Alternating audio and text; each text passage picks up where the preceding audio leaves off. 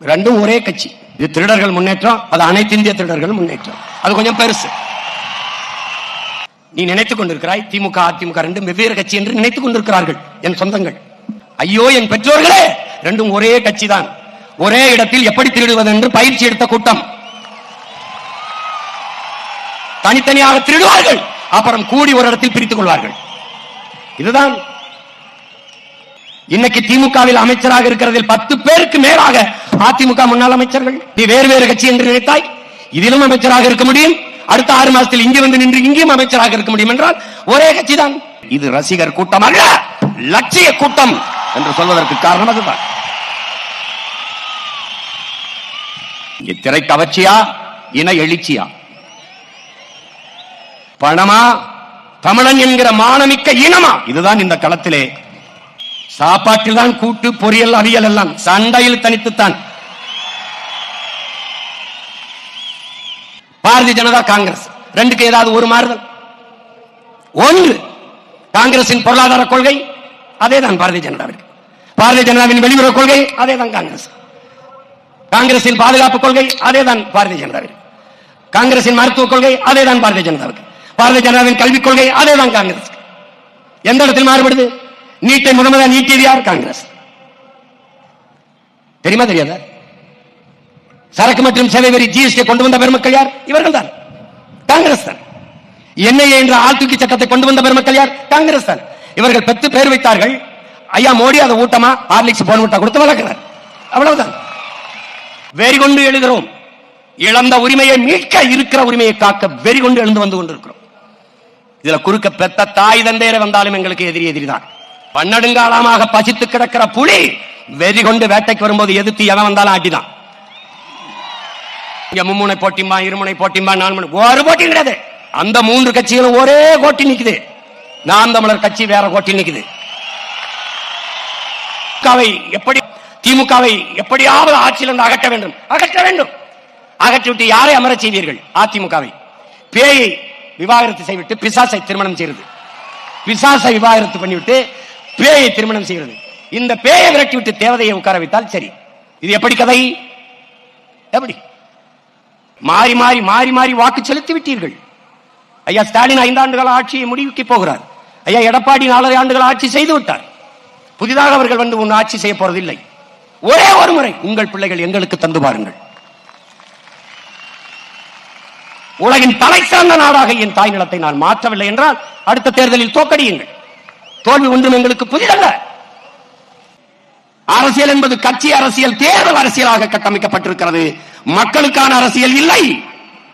இங்கே செய்தி அரசியல், விளம்பர அரசியல் இருக்கிறது. சேவை அரசியல், செயல் அரசியல் இல்லை. எங்களின் கனவு, எங்களின் இலக்கு, எங்கள் திருநாட்டில் எங்கள் நல்லாட்சியே. பசி, பஞ்சம், ஊழல், லஞ்சம், கொலை, கொள்ளை, சாதிய இழிவு, தீண்டாமை, அடக்குமுறை, ஒடுக்குமுறை, பெண்ணிய அடிமைத்தனம், பாலியல் வன்கொடுமை, வன கொள்ளை, மது, மத போதை, இது ஏதுமற்ற புதிய ஒரு தேசம் செய்வோம். மக்கள் புரட்சியால் அதை உறுதி செய்வோம் என்ற பெருங்கனவோடு களத்திற்கு வந்த பிள்ளைகள். 2016 வெறும் 4.5 லட்சம் வாக்குகள், 1.1 விழுக்காடு. மற்ற கட்சிகள் எல்லாம் இருந்த இடம் தடம் தெரியாமல் போயிருக்கும்.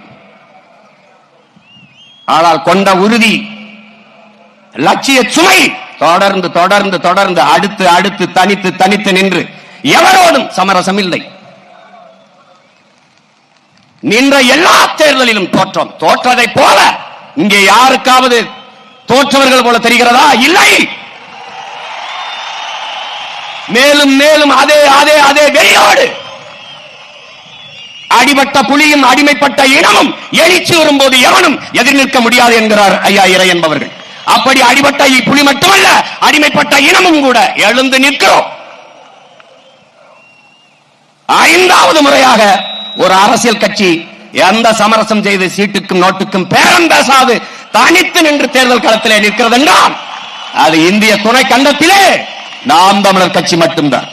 கூட்டணி என்பது வெறும் சீட்டணி, நோட்டணியாக மாறி இருக்கிறது. கொள்கை இல்லாத அரசியல் பாவம் என்கிறார் அண்ணல் காந்தியடிகள். கொள்கை இல்லாத அரசியல் வியாபாரம் என்கிறார் நம்முடைய தாத்தா தெய்வ திருமகன் முத்துராமலிங்க தேவர் அவர்கள். நாங்கள் வியாபாரம் செய்ய தயாராக இல்லை, அந்த பாவத்தையும் செய்ய தயாராக இல்லை. நாங்கள் செய்ய வந்தது வியாபாரம் அல்ல, எங்களுக்கு வேண்டியது அரசியல் விடுதலை. அதற்காகவே தனித்து தனித்து களத்திலே நிற்கிறோம். நாம் தமிழர் கட்சி பதவிக்காக அல்ல, மக்களின் உதவிக்காக. இது மக்களை வைத்து பிழைக்கல்ல, என் மக்களுக்காக உழைக்க.